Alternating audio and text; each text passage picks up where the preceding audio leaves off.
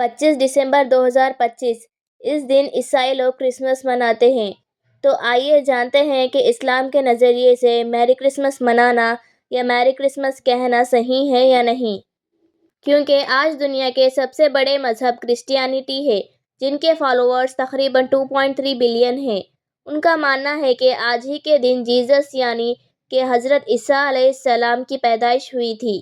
لیکن اب کوشچن یہ ہے کہ جب اسی دن 25 دسمبر کو عیسیٰ علیہ السلام کا برتھڈے ہے تو مسلمان اسے سیلیبریٹ کیوں نہیں کرتے؟ کیونکہ یہاں ایک بڑا کنفیوژن ہے۔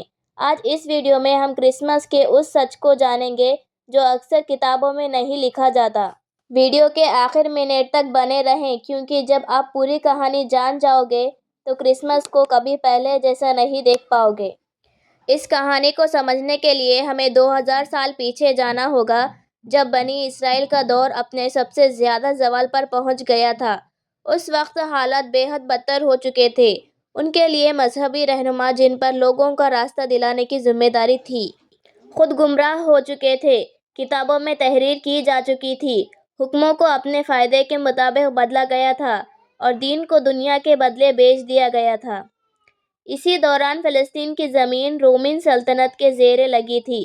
یہودی قوم پر ظلم کرتے، بھاری ٹیکس وصول کرتے تھے اور عزت سے جینے کا حق ان سے چھین لیا گیا تھا۔ ہر طرف مایوسی تھی، لیکن ایک امید زندہ تھی کہ ان کی کتابوں میں ایک مسیحی کے آنے کا ذکر تھا۔ ایک ایسا نجات دلانے والا جو انہیں ظلم سے آزاد کرے گا۔ یہودی یہ سمجھ بیٹھے تھے کہ وہ مسیحا ایک طاقتور بادشاہ ہوگا، ایک جنگجو قائد جس کی تلوار ان کے دشمنوں کو کچل دے گی۔ لیکن اللہ کا فیصلہ انسانوں کی سوچ سے بالکل مختلف تھا۔ ایک دن ایک پاکیزہ شرم و حیا کی مثال نیک عورت کے پاس حضرت جبرائیل علیہ السلام ایک خوبصورت انسان کی صورت میں آئے۔ یہ عورت تھی سیدہ مریم علیہ السلام، جو بچپن سے ہی اللہ کی عبادت میں پلی بڑھی اور حضرت زکریا علیہ السلام کے سرپرستی میں رہی۔ جبرائیل علیہ السلام نے انہیں خوشخبری دی کہ اللہ تمہیں بغیر شادی کے ایک عظیم بیٹا عطا کرے گا۔ یہ بات سن کر سیدہ مریم حیران رہ گئی، لیکن اللہ کا حکم تھا کہ وہ لوگوں سے دور ایک ویران جگہ چلی گئی۔ جب بچے کی پیدائش کا وقت آیا اور درد انتہا پر پہنچا تو وہ ایک کھجور کے درخت کے نیچے بیٹھ گئی اور بے اختیار کہہ اٹھی، کاش اس سے پہلے میں اس دنیا سے چلی گئی ہوتی۔ اسی لمحے غیب سے آواز آئی، غم مت کرو، تمہارا رب تمہارے ساتھ ہے۔ ان کے قدموں کے پاس سے پانی کا چشمہ پھوٹ پڑا۔ جب انہوں نے درخت کو ہلکا سا ہلایا تو تازہ کھجوریں گر پڑی۔ یہی حضرت عیسیٰ علیہ السلام کی ولادت ہوئی۔ کچھ وقت کے بعد سیدہ مریم اپنے بچے کو لے کر بستی لوٹی، لیکن لوگوں کی نظریں شک سے بھر گئی۔ الزام لگائے گئے، آوازیں اونچی ہوئی اور انہیں بدنام کیا گیا۔ مریم علیہ السلام خاموش تھی۔ اللہ کا حکم تھا کہ وہ کچھ نہ کہیں۔ تبھی اللہ نے ایک ایسا معجزہ دکھایا جو قیامت تک یاد رکھا جائے گا۔ گود میں موجود معصوم بچے نے بولنا شروع کر دیا۔ اس نے خود کو اللہ کا بندہ اور نبی بتایا۔ پوری بستی خاموش تھی۔ مریم کی پاک دامنی ثابت ہو چکی تھی۔ حضرت عیسیٰ علیہ السلام بچپن سے ہی مختلف تھے، سادہ مزاج، کم کھانے والے، دنیا سے بے نیاز، عبادت میں ڈوبے رہنے والے۔ اللہ نے انہیں ایسا معجزات عطا کیا جو لوگوں کی عقل کو ہلا دیتے تھے۔ وہ مٹی سے پرندے بناتے اور اللہ کے حکم سے اس میں جان آ جاتی، اندھوں کو شفا دیتے، بیماروں کو ٹھیک کرتے، یہاں تک کہ مردوں کو بھی اللہ کے حکم سے زندہ کر دیتے۔ محض 12 سال کی عمر میں بڑے بڑے عالموں سے علمی بحث کرتے اور سب حیران رہ جاتے۔ جب انہوں نے نبوت کا اعلان کیا تو لوگوں کو ایک اللہ کی عبادت کی طرف بلایا اور انہوں نے حضرت موسیٰ علیہ السلام کی اصل تعلیم کو زندہ کیا جسے یہودی پادری بدل چکے تھے۔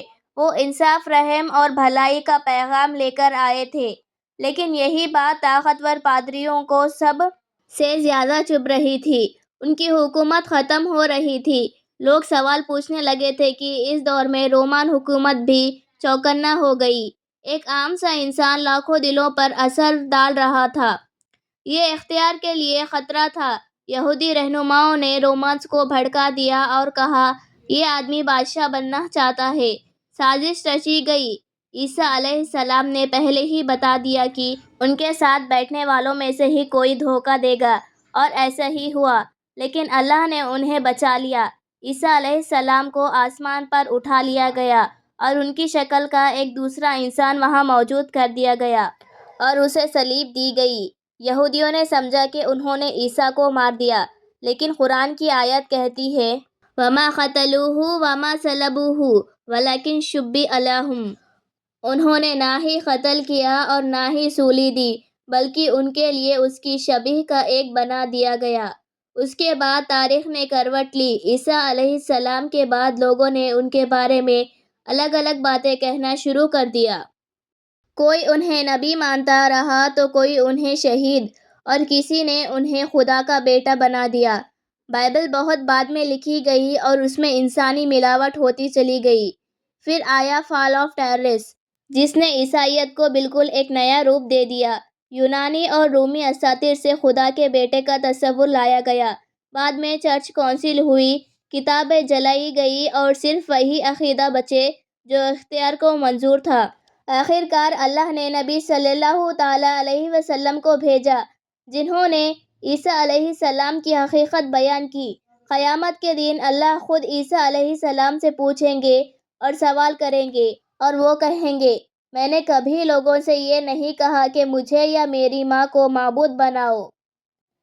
مسلمانوں کا ہیپی کرسمس کہنا شرک کرنے کے برابر ہے۔